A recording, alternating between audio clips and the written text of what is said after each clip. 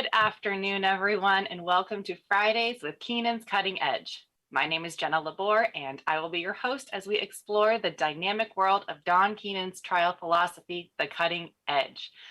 Those of you joining us live today will have the opportunity to ask questions and interact with our speaker. So please take advantage of that opportunity by typing your comments and questions into the comment section below so that we can address them. Episodes are released each week following the live broadcast, so be sure to hit that subscribe button and click the alerts icon so you don't miss an episode. Today, we have Dino Tangredi with us to talk about a case result.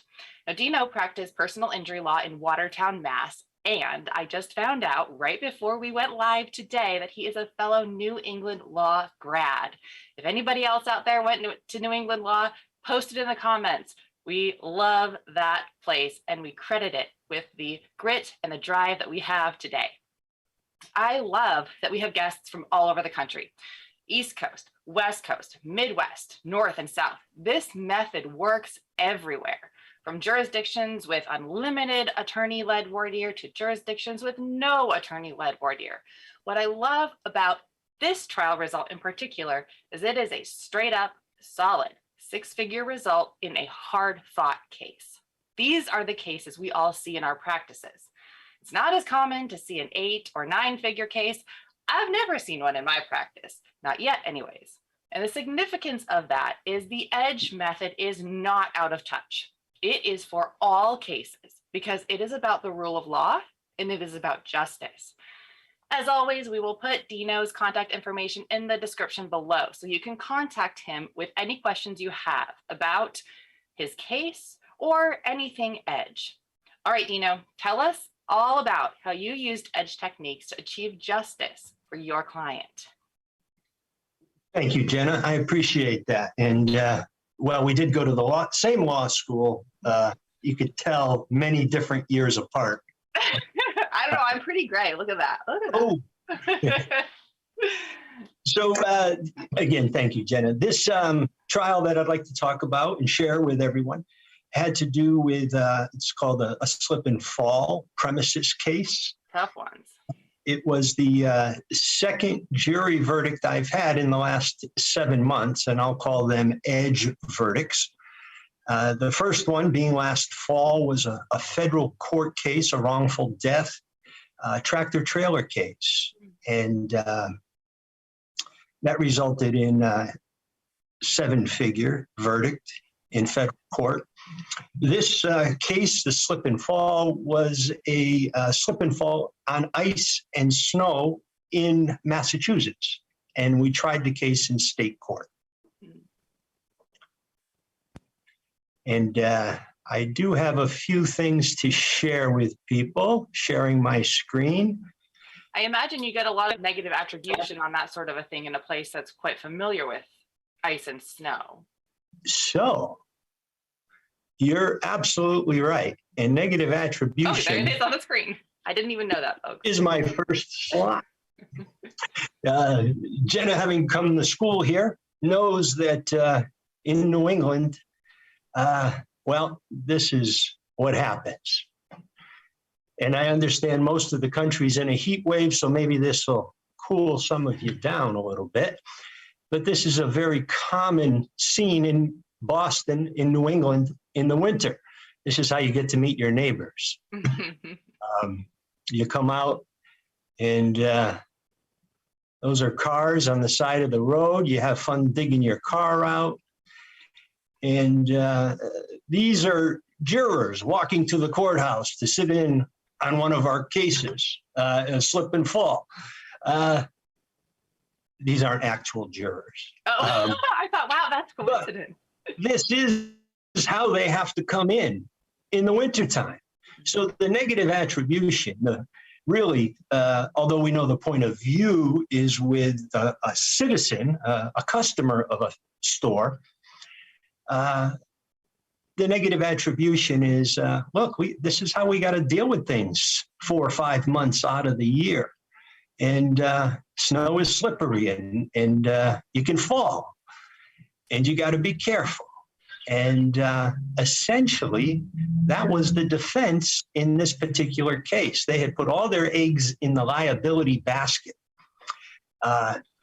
It involved a man who slipped and fell on some ice and snow coming out of a bank, a commercial bank. And he fell and tore his right quadricep muscle. It required surgery to repair. Unfortunately for us, he had had that same injury 20 years earlier. Same knee, same injury. And the defense didn't really fight the medicine. They fought liability because of what you're seeing on your screen. These are hard cases. I've lost these cases in New England in the past, but not since I've been attending EDGE and the courses. It has really, really helped me refine cases like this and get the edge and get justice for our clients. So we certainly had this to deal with. But as I think the motto of the EDGE, Amat Victoria Corum, victory loves the prepared, something like that. I also follow the Sun Tzu, every battle is won before it's ever fought.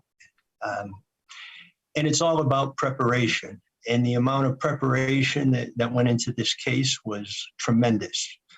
From intake to focus groups, to just wearing out the shoe leather, chasing things down, people down, trying to work the case to get the best result possible for the client. The bank where my client was injured was insured by Travelers Insurance Company. Typical insurance defense, black hats on the other side, no imagination, nothing to look at here, keep moving. It's just somebody fell on snow because they're a little bit heavy, kind of a defense. The beauty of doing what we do, you know what they're going to do before they do it. They're not very imaginative. But this was the first time I've ever had a defense lawyer choose not to challenge the medicine and put all his eggs in the liability basket. That's really interesting. What about this case, as far as case selection criteria or anything else, made you want to take it on, knowing you lost them in the past and they're difficult cases in your area? Well, it was a referral from some other lawyers, great lawyers. But the fall happened where they happened to do their banking, their business banking. And they had they saw it as a potential conflict of interest, and they asked me to represent the injured gentleman. I was flattered. This is a great law firm that does tremendous work and follows the EDGE principles as well.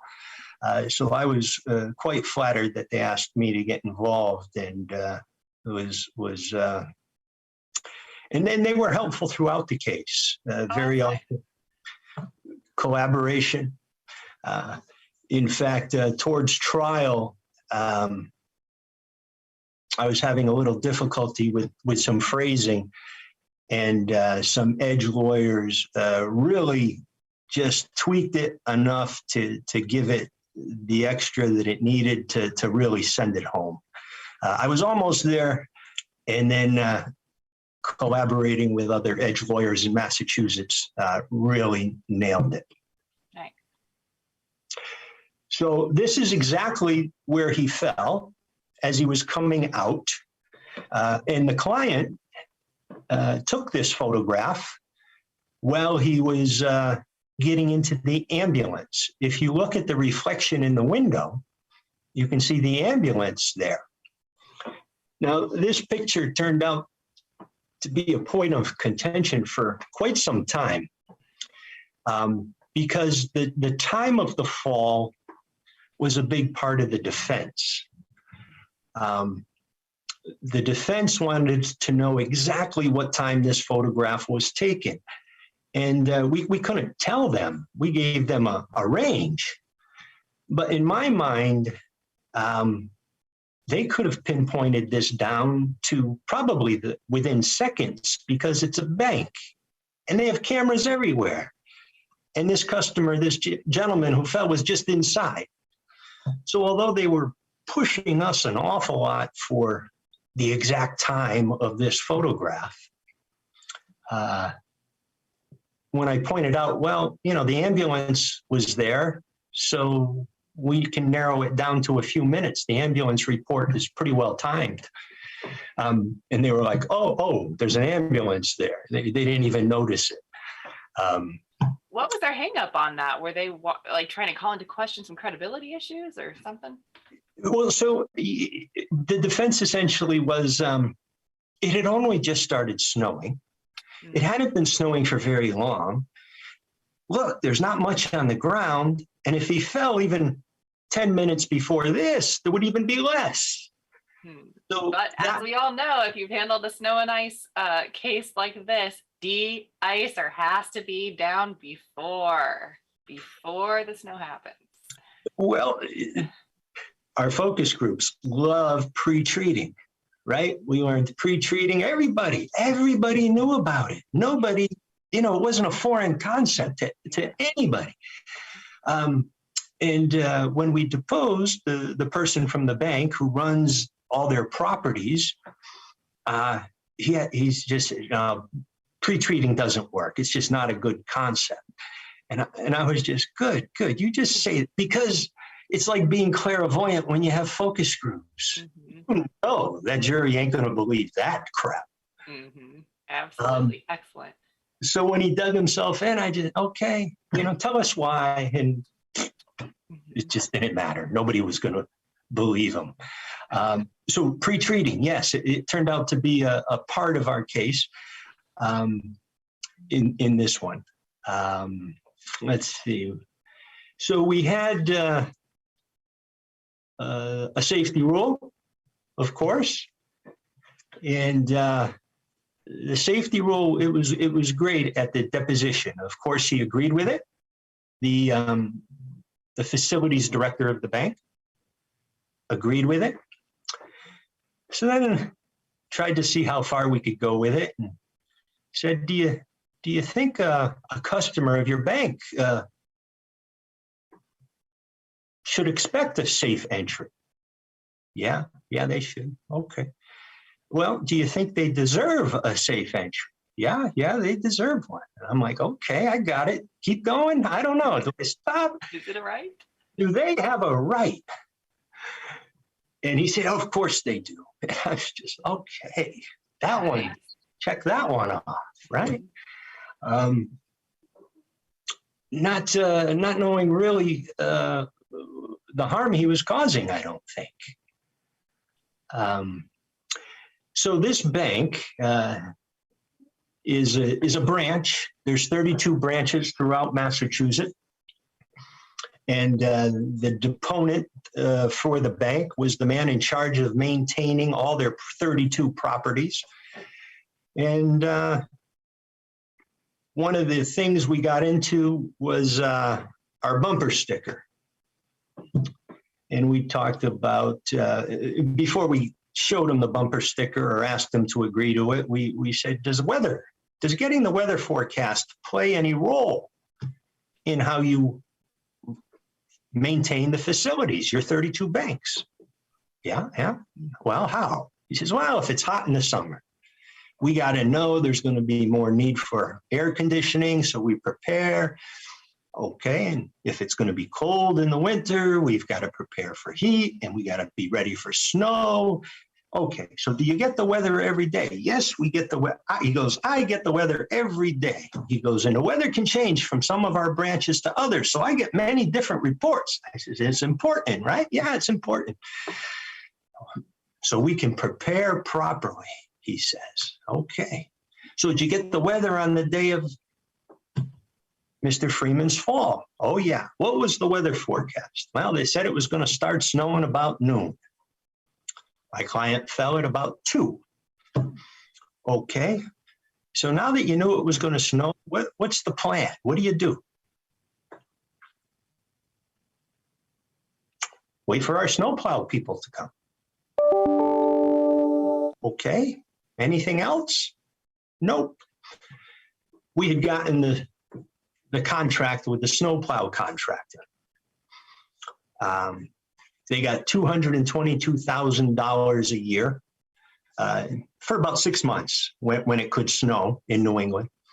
$222,000 to plow, salt, and shovel 32 branches. They got that price if it never snowed in the winter or if it snowed every day in the winter. That was the kind of gamble, the arrangement they had.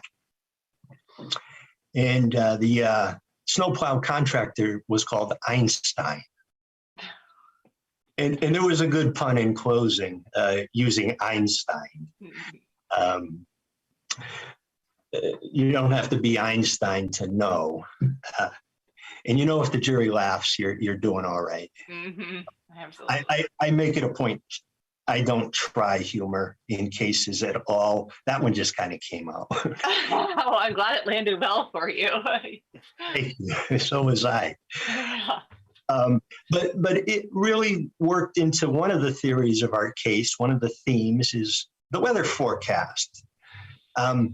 It was part of our voir dire in this case. And voir dire is relatively new in Massachusetts. It's only been here about 4 years. And for 2 years, we haven't been trying cases because of COVID. So it was about a year of it where everybody was trying to get a handle on it, then a sabbatical from it, and now we're back at it. So one of the voir dire questions I asked was, who pays attention to the weather forecast? And weather is the biggest thing. It gets the most time in the half hour of news at night. People love weather. I don't get it, but they love it. They want to know about it all the time. So everybody's hand goes up. Yeah. Why do you get the weather? You know, we go through the veneer. Why do you watch the weather? Oh, helps me plan. Tells me how much longer I need to get to work. It tells me I got to go out and shovel. Maybe I'll pre-treat. I mean, we got all the answers we needed from that in voir dire. So we knew people watch the weather to help them prepare properly. So if it's predictable, it's preventable, kind of circled back in with all of our other work from the beginning in voir dire to the end in closing. The symphony connected the dots the whole way. So I love spreading the tentacles when I can. We established that these 32 branches, they just don't have banker's hours. Banker's hours was a thing years ago. They had great hours. They were hardly ever open, 9 to 3 or something, 5 days a week. But now these banks were all accessible 24 hours a day, 7 days a week, 365 days a year. So, you know, I got the man from the bank to admit people go to the bank at 2 o'clock in the morning. They use the drive-through. He also acknowledged that people park and walk into the vestibule to use the ATMs. So 24 hours a day, whenever there's a hazard like snow, could have an effect on people. And he acknowledged that. This bank has 60,000 customers. Some of them are disabled, some are older, some are young, but each and every branch has at least 2 handicapped parking spots up close. Spreading tentacles. The facilities budget for the 32 branches was $3 million, which came out to about $93,000 per branch. That was another number that went up on the flip chart, 93,000, 3 million went up there, 60,000, anytime there was a number, it went up somewhere. It was a big sheet with numbers all over it. Mm-hmm. we established that the bank itself has no written policy in writing about how to prepare for snow in New England. Nothing. And they have no training that they give their branch people. All they wanted to do was point the finger at their snowplow contractor and, hey, it's snow. Mhm. Mhm. So their plan was we hire a snowplow contractor. So, as they say, the money shot. Let's see. This is the man from the bank. And let's see, Jenna, will you just raise your hand when I hit play to let me know if you can hear it? Thanks. So in that period of time from when the snow starts until the arrival of Einstein, snow is going to accumulate in the parking lot and on the walkways, correct? Correct. And if the bank is open for customer walk-in business, customers will have to walk through snow and or ice to get into the bank, right? Yes. Okay. And snow and ice can be slippery for customers? Oh, yeah, that's a good. And slippery can be dangerous, right? Yes. All right. What plan does Middlesex Savings Bank have in place for this time zone that snow accumulates until Einstein gets there? The plan, well, if it becomes slippery and dangerous, the branch itself would either by being reported to them or by them noticing it, would put in a call to the facility support line here, and our maintenance team would take care of it. Okay. So this was actually played in the opening. And this was the deposition, of course. And you could sense it was a little awkward. I was feeling my way as we went. But I asked that same series of questions when he was on the stand a little smoother and gave the same answers. The awkward part was what I called in the deposition the zone of time between when the snow starts and when Einstein can get there. This is what my friends helped me refine to calling it a dangerous gap in time. Okay. Subtle change, same idea. We're dealing with this period, but the word dangerous gap in time, just I said it as much as I could. Mm-hmm. And he agreed it was he was calling it a dangerous gap in time. Oh, wow. And there's no plan. We also learned that each branch is given snow melt and the shovel, but nobody's given any instructions on how to use it, when to use it, where to use it, what to do. It's there, but there's no training. It's wait for Einstein to come. They'll take care of it. So there's this dangerous gap in time which threatens anyone going in and out of the bank. Let's see.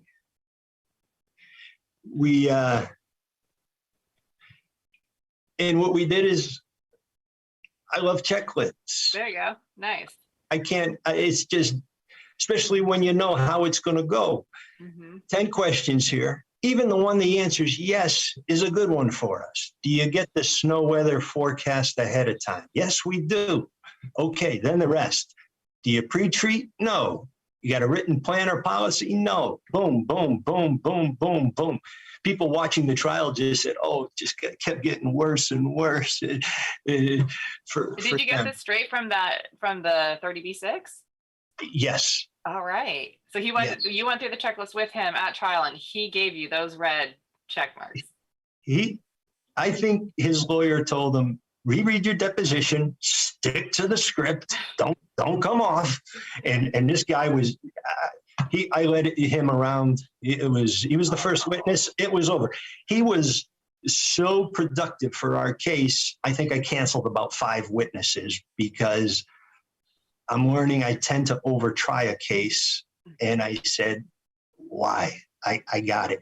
Let's go to damages. Awesome. So with all these check marks, we'd go through items like this. You could have used iced melt. You could have used a shovel, your cones, a warning cone, right? And then we found this great one here on the end. I said, you could have closed the bank to the walk-in customers and just use the drive-through until Einstein comes and makes it safe. He says, oh, yeah, we've done that. Yeah. So he just kept digging deeper and deeper. That's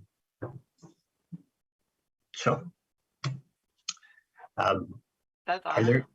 Is there anything you want to talk about, Jenna? I'm sorry. I can. Oh, no, go ahead. I'm just listening, and like I actually just texted Young G some thoughts based on what I like doing these podcasts because it gives me so much awesome ideas and reminders about things. One thing actually that's interesting, Dino, that folks, I don't know if we've talked about this in a podcast yet, but you had the 30v6 witness go first, yes? Number one. Share with us about that. What's the mindset? What's the thinking? Why? What's the risk there? What about if defense cross-examines them and they undo everything you just tried to do? If so,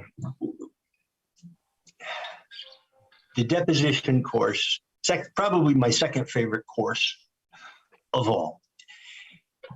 You do it right. Again, you prepare properly ahead. You do the work. And you get them and you videotape it, and you got to videotape every one of them.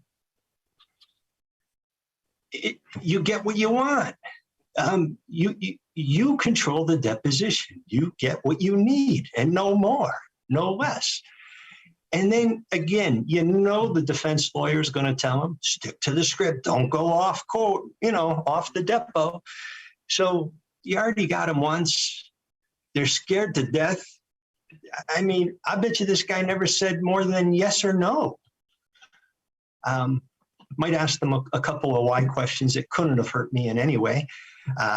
But he wasn't humanized to the jury. He was an automaton, just yep. And jury's just doing this tennis match,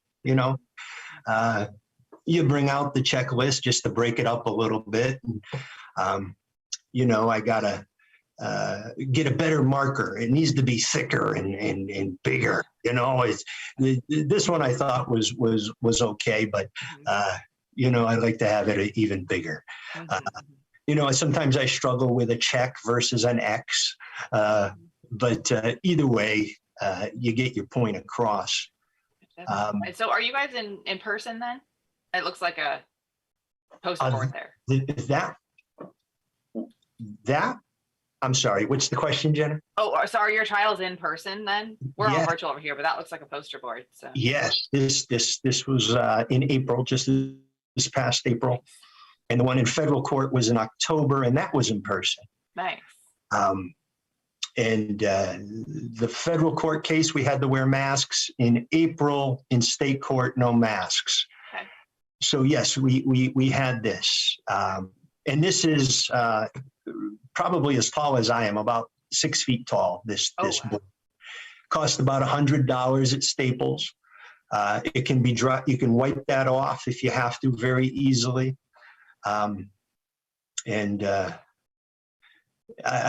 a few trials with checklists. It's a ball. I've got to be able to successfully utilize them. We're working on it, and we've got a couple good ones for a trial we have next month. So I'm hoping we'll be able to do it. But yeah, we got to be able to really get that in there without judges yelling at me and everything else. So when it came to damages, we freely acknowledged that my client had torn this quadricep muscle 20 years earlier. We brought that out. And, but we also talked about all the things he's done in the last 20 years on this bad knee: golf, hikes, trips to Europe. It really didn't slow him down.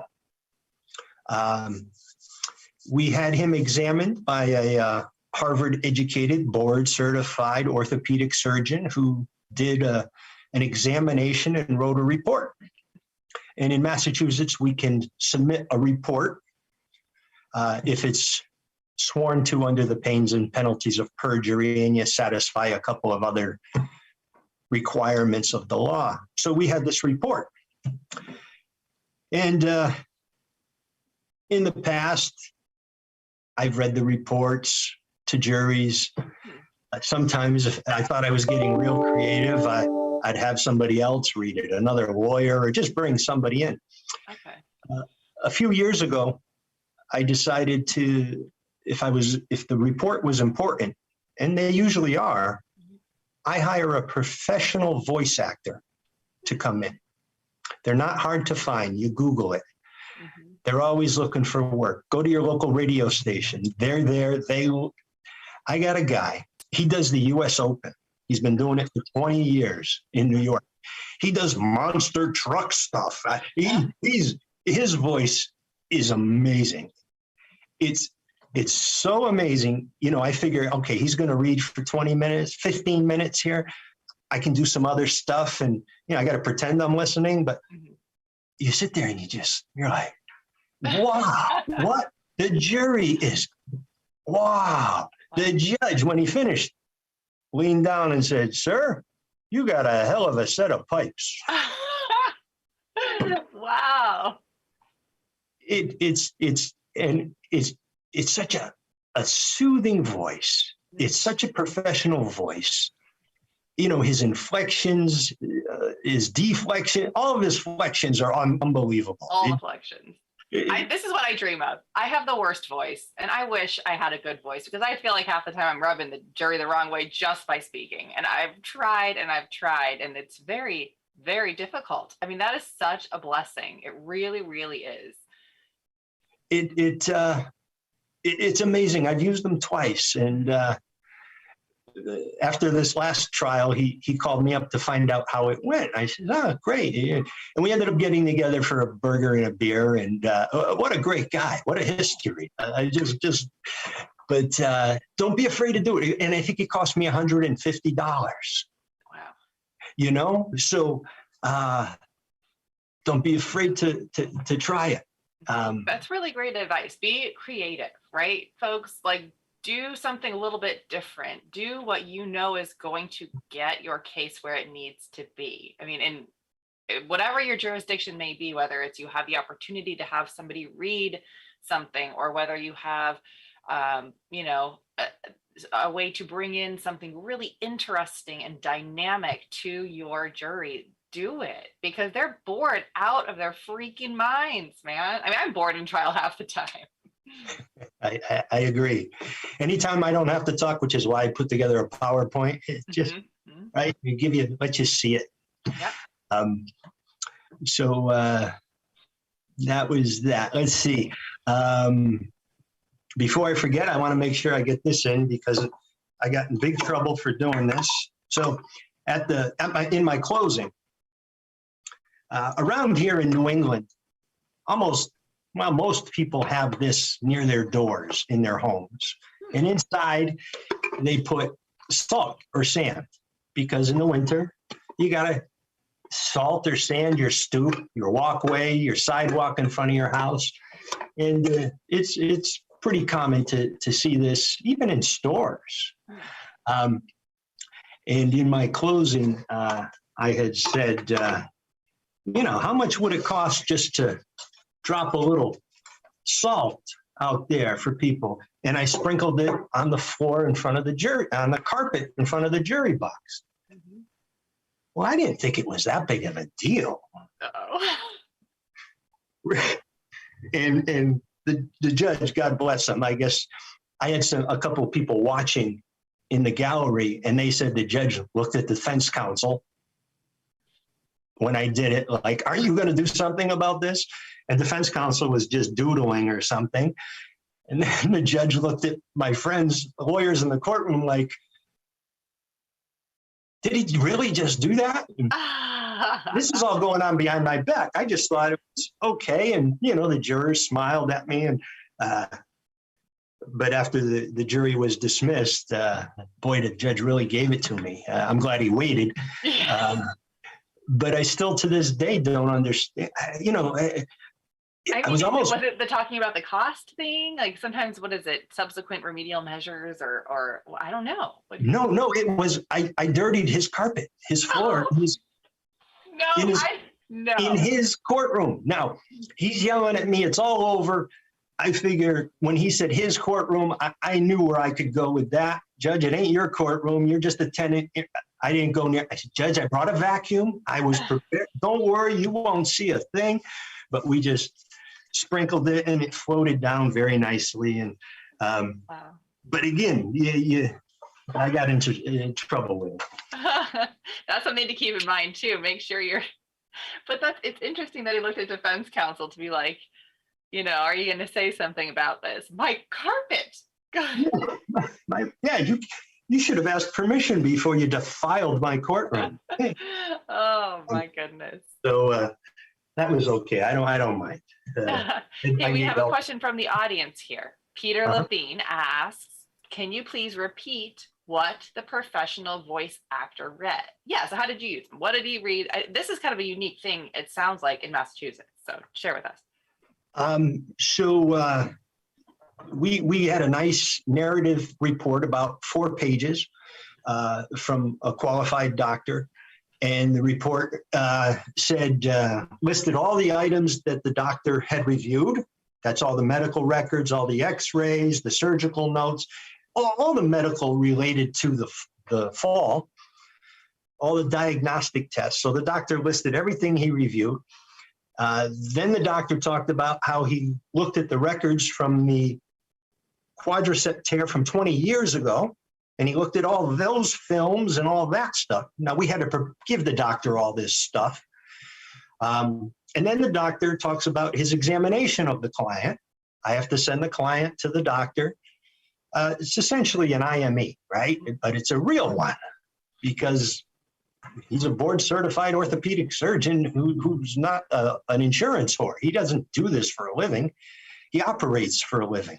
But I've developed a relationship with him, and in cases like this, he's willing to do an IME for, I think it cost us $1,200. Oh, So the client goes, he gets examined. Then the the report? $1,200 with the report? With the report. Oh, cheap. Very cheap, very reasonable. And so then he sets out what the injury is. He establishes causation in the report, and then he assigns a permanency rating. So it's 4 pages. It's pretty comprehensive, but boring as hell. But brought to as much life as it can through the voice actor. So the report itself becomes evidence, and the jury gets that. And we don't even have to read it to them. It's in evidence. I can refer to it. I can hold it up and say, I've got a report here. You're going to have as evidence. You can look at it. You could do it that way. I think the most effective way to make sure they hear it and get the information and get it intelligently and in an interesting fashion is a professional reader. Why don't you bring the doctor in? Because then he's about $8,000. Okay. This is really, really interesting because I think every time we have a case, we bring the doctor in, and I've never thought about whether or not we could just use the report. I don't know. In fact, a lot of times we bring a motion in limine that says, don't put the report in because it's got a lot of stuff. But I suppose if you worked with your expert, you could work on what that report might need to look like such that it was just the facts, ma'am, kind of a thing. This is super interesting. I like that. So the medical records related to this gentleman's fall are probably, a foot thick, right? And what the narrative report from the doctor does is just condense all that, puts it all in one spot. And of course, the issue doesn't come up because you guys have a rule for it? That's right. We have a Massachusetts general law, and it came about years ago because it said we can't have doctors come into court. They need to be doctors. They got to do their doctor thing. If they sign the report under the penalties of perjury, and you have to give it to the other side 10 days before you're going to use it and things. it survives any of the hearsay issues. Interesting. And it comes in. Yeah. Cool. It's, We all learned something today. That's fascinating. I'd be surprised if most states don't have something similar. Yeah. And I'm sure if you don't, and you got the doctors involved in the legislation, they would support it like heck. Well, they would. And you'd get it passed. I mean, that's why they charge so much, right? They want it to be cost prohibitive to talk to them and get this stuff done because they don't want to be spending all their time in court. That's right. All right. Hopefully, Peter, hopefully that answered your question. So basically, the professional voice actor read the report that Dino's medical doctor, Harvard Fancy Pants, had provided. So They very love cool. Everybody Harvard. look at your state's rules and see if there's something like that. That's pretty neat. They love Harvard around here. Whenever Yeah, you I can know. Although I had a new client come in this morning. He works there and he's got a discrimination claim. So, they're not I can see that. immune, right? Absolutely. Absolutely. Speaking of medicals, we didn't put in the medical bills. I haven't put medical bills in a case in a long time. And I think our medical bills were about $60,000. The offer on the case went back to before the lawsuit was filed. We presented a claim like we usually do. And I got a claims adjuster on the phone who essentially the call went like this. Yeah, I've looked at your package. Your guy's heavy. I'm going to offer you $50,000. Take it or leave it. If you don't want it, don't ever call me back. I'm not going to change my mind. That's it. Do you want a release? And I simply said, let me think about it. And then sent some letters to set up a consumer protection violation in Massachusetts, then filed the lawsuit and never heard from the adjuster again. Nobody came to the trial. I mean, when she said it's 50 grand, take it or leave it, don't call me back, she meant it. Well, hey, we appreciate mean what you say and say what you mean around here, but man, that was a bad choice for her. So we have an unfair claims settlement practice lawsuit going. Good. For that, the verdict, by the way, it was $275. Excellent. I had asked the jury for $3. I can't figure out how they got to $275, but They couldn't give you what you wanted. They couldn't give you. They had to discount it a little bit. that's right. I guess. I feel like that's just in the mind of jurors. Every focus group I've done on that, they're like, well, you always ask for at least 10 times the amount you want. And I'm like, okay, well, I'm going to keep doing it then because I don't want you to cut me off at the knees when I ask you for the real number. Yes. I try to make it realistic. I haven't had the courage, I'll call it, to do the voir dire with jurors like, will you, if I ask for a figure, do you think I've inflated it? Or, however that one goes. I've done it with focus groups and I'm not comfortable doing it yet. So voir dire. So because it's new in Massachusetts, relatively new, I had a great judge, a judge who was on the forefront of getting voir dire, attorney-conducted panel voir dire into Massachusetts. He was one of the proponents of it, so I was lucky. However, he has a requirement that you submit all your questions that you're going to ask in panel voir dire to him ahead of time, and at the pretrial, he'll go over them, and the defense lawyer can object and make their arguments against it. And so a week before trial, I submitted 25 voir dire questions. I knew I was only going to use about 5, but let me send defense counsel down some rabbit trails, right? So we get to the passion question, which was in there.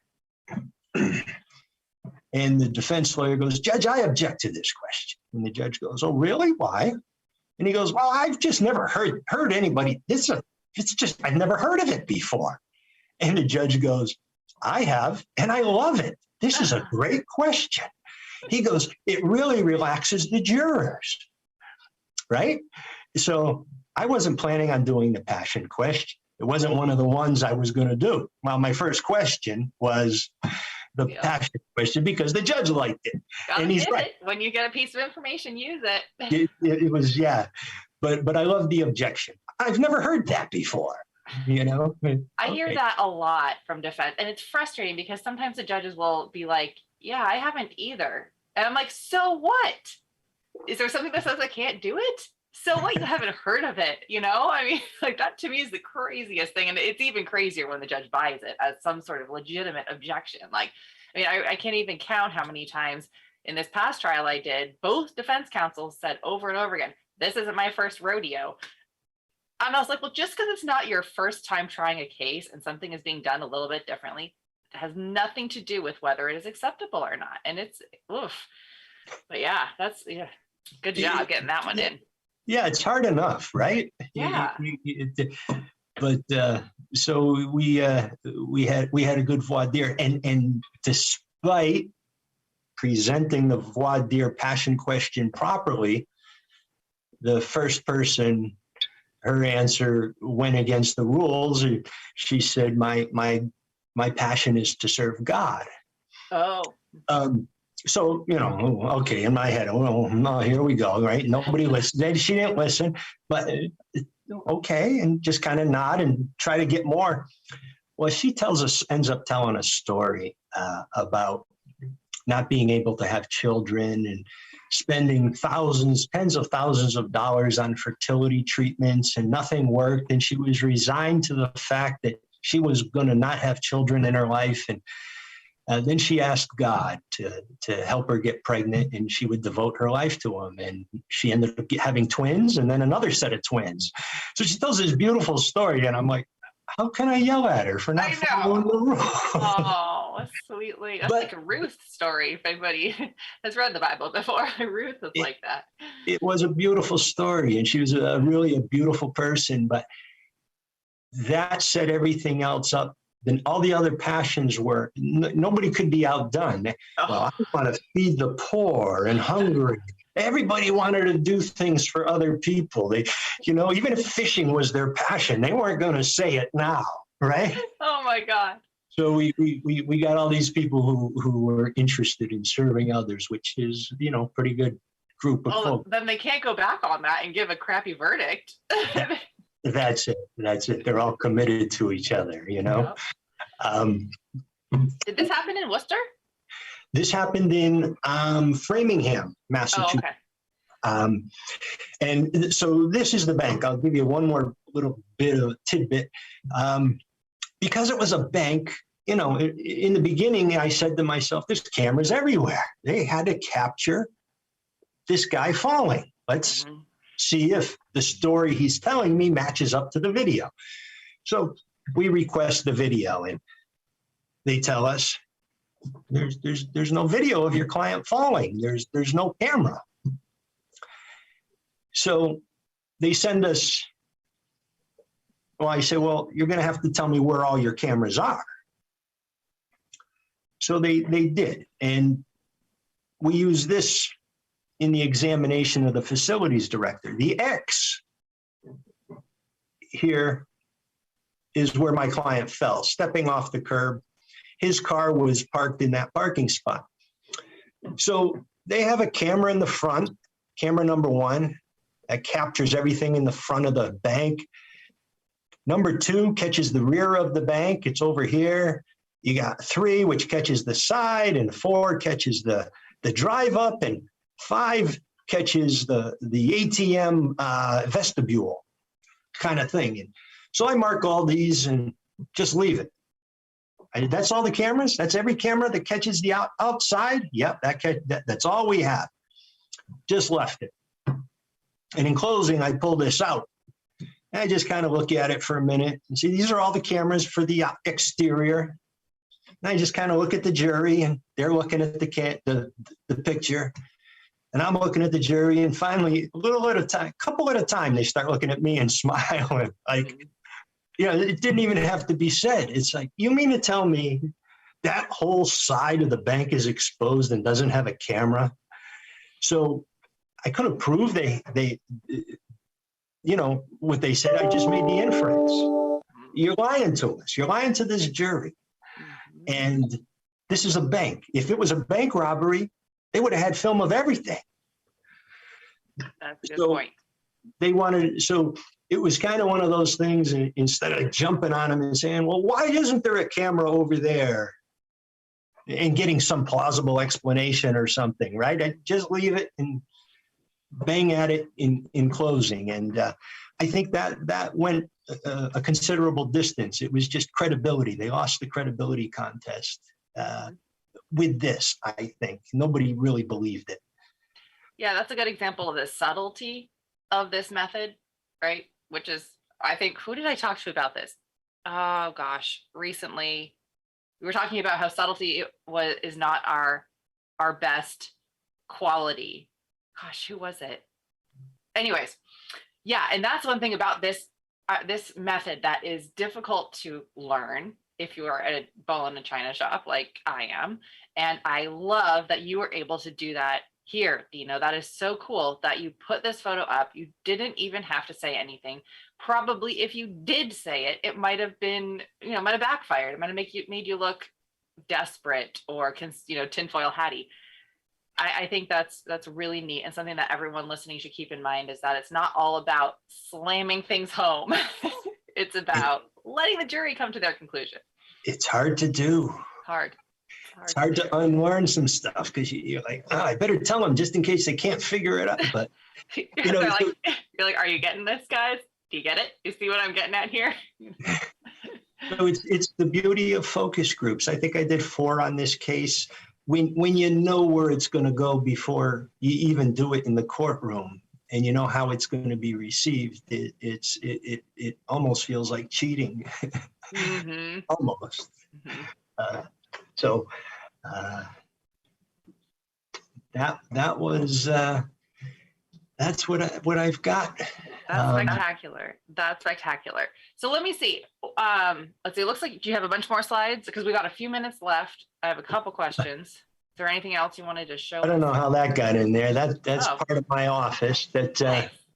we negotiated this in a mediation. The billiards room, Liberty Mutual, had to pay a little extra, and I bought that's also where we do focus groups. That billiard table gets covered, and there's a camera in there up on the ceiling, and it captures everything. That's kind of the laboratory. Awesome. But gets a lot of pool use too. Nice. Work-life balance. That's great. Well, when you have fun things at the office, and the tech world has done a great job of this, when you have fun things at the office, people don't want to leave. So they're going to stay longer, right? That is the truth. Awesome. There was one thing that you mentioned a couple of times, Dino, that I wanted to touch on with you, is that your client was a little bit overweight. What is the significance of that, and how did you handle it, and the kind of negative attribution people have around weight, especially with slipping and falling and knee injuries? 2 things, slipping and falling and knee injuries. We put him on a diet before trial. No. Okay. Oh, I almost really believed you. I was like, that's one way to do it. It's like teaching your non-English speaking person to speak English, right? Exactly. I couldn't do that to the poor guy. He actually gained a few more pounds because he was less active after the knee injury and the surgery. But we showed him. He actually, ironically, sells stair lifts for the home. Oh, interesting. Okay. So that for people who have mobility issues in their home, it extends their ability to stay in their homes. And he's a fantastic salesman. He wins all kinds of awards. And the company he works for is from Sweden, and he gets all these trips to Europe. And so we had a lot of photos of him. I wish I had them here, of him all over Europe, in front of beautiful churches or buildings or an Eiffel Tower or whatever. And it suggested that he's not immobile, right? He's not a lazy guy. He's successful at work, right? What's the code for fat? It's kind of lazy, right? Something like that, if I remember. And this was a guy who did things. He went in and out of homes, and he knew how important mobility was to people, and he was facing these issues down in his life in the future. So we showed him as a pretty, at least, active guy traveling, and he now has a handicap sticker for his car, so he can park in handicap spots. And we made sure he brought that in and held it up for the jury. And he didn't want to do that. I made him. The mobility aspect is huge in these cases. And if you go, I mean, that even goes to the permanence of it, right? It is such a big deal that the government is willing to give me this special pass so that I don't have to walk far because I can't. That's corroboration. The doctor has to give you the okay to get it. Yeah. They don't give them out in Cracker Jacks. Right. So yeah, that's serious. That's how we addressed it. He's a salesman, so he was pretty energetic. He comes off not as a slimy salesman, but as an assured person who's confident. He's also a Mason. So he does a lot of charity work in his community. He was a good guy. And in fact, he downplayed his injuries too much. I was really trying to pull something out of him. And that's why you didn't get the 300 right there. Probably. Yeah, he's okay, they said. Yeah. But he was a pleasure to work with. The offer was $50,000 going in. Nobody attended the trial. Now, my background, I used to be a claims adjuster. For about 8 years before when I went to law school. Wow. And we used to go to trials all the time. You watch and you adjust. You put money on, you take money off. Depends how it's going. Nobody present. Oh, that's so interesting. Because we've had adjusters at trial. We've had them there checking out, especially when the plaintiff's on the stand. That's who they care about, right? How did they present? We had a case recently, actually it's the one that's going to trial, but we were just in mediation, and one of the defendants said, we want to meet their risk assessment or risk management person. We want to meet the plaintiff. And we were like, well, why? What's the deal here? He already took his DAP. It was videotaped. Like, what are you looking at? Are you going to try to talk to him and get him to, come off this, or what's your deal? Because Don will share sometimes when it's been an appropriate moment to allow that to happen, but it's not just you want him, okay, here he is. So it turns out what did they do? They deposed him, took the video recording, but never ordered it. So the risk assessment folks never met him. And just through their own, stupidity, bad choices, whatnot, chose not to show their risk managers the type of person our client was and how he presented. We were like, well, then too bad. Honestly, they came with no money anyways. We did not. Had it been a matter of a few $1,000s or even, a few tens of thousands of dollars, we might have put him over there to put him over the edge. But that's important. And that's really interesting that they chose in your case not to even give him the time of day. Yeah. But they paid pretty quick. That's good. That's good. And we're going after them. We're going after them pretty hard for unfair claim settlement practices, and we'll see where it goes. But we got potentially double or triple damages if we're successful. But we'll take a peek under the hood. Yeah, I mean, keep woodpecking at that stuff, guys. And anybody who has bad faith or unfair claims practices or whatever you have in your jurisdiction, once the verdict is in, don't stop there. Find out what other ways you can, because at the end of the day, what are you doing? It's not just about getting more money. It's about making sure this stupidity doesn't happen again, right? Pay the amount we want up front. Don't drag everybody through this and waste resources, right? I don't think they're ever going to learn. So that's the hope. That's the hope, right? I don't know. Sometimes I feel the same way, especially with car crashes, man. I'm like, if I ask a jury to hold these people accountable because then others won't do it, I feel like, what are you talking about? Because people are going to keep doing it. Yeah, especially the phone stuff, the texting and driving with a phone, most people are doing it. So it's hard. But there's ways around that too. There are. All right, everybody. Thank you, Dino. And thank you to all of you who joined us for this week's episode of Fridays with Keenan's Cutting Edge. If you liked the episode, please click that thumbs up button and fuel the YouTube algorithm. And don't forget to subscribe and sign up for alerts so you don't miss an episode. One thing to keep in mind when we do these case autopsies is a lot of what we discuss with the lawyers who have tried these cases, or even when I did my own autopsy, is very surface level. This is a public podcast. Anybody can listen to it. So we don't discuss things on a very in-depth level. I hope that by sharing and discussing these case results, it gives you a taste of what you can learn when you attend the colleges. Those of you who have attended colleges and listening to these podcasts are getting a lot more out of the episodes than those who have not. And if you take the colleges and then come back and watch some of these podcasts, you'll get even more out of them. Next week, we're going to do a replay of Joe Tunstall's relaxation and mindfulness episodes. We're actually going to do a couple of replay episodes this month while I take some time to enjoy the precisely 8 weeks of unmatched, incredible summer that we see here in the Pacific Northwest. If you want to be on the podcast, or if you want to hear something or see someone on the podcast, don't hesitate to reach out and let me know.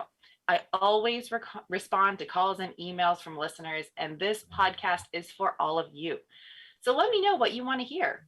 I look forward to getting a nice reminder about the importance of relaxation and mindfulness in this wildly stressful profession this next week with all of you. Have a wonderful weekend, and I'll see you next time.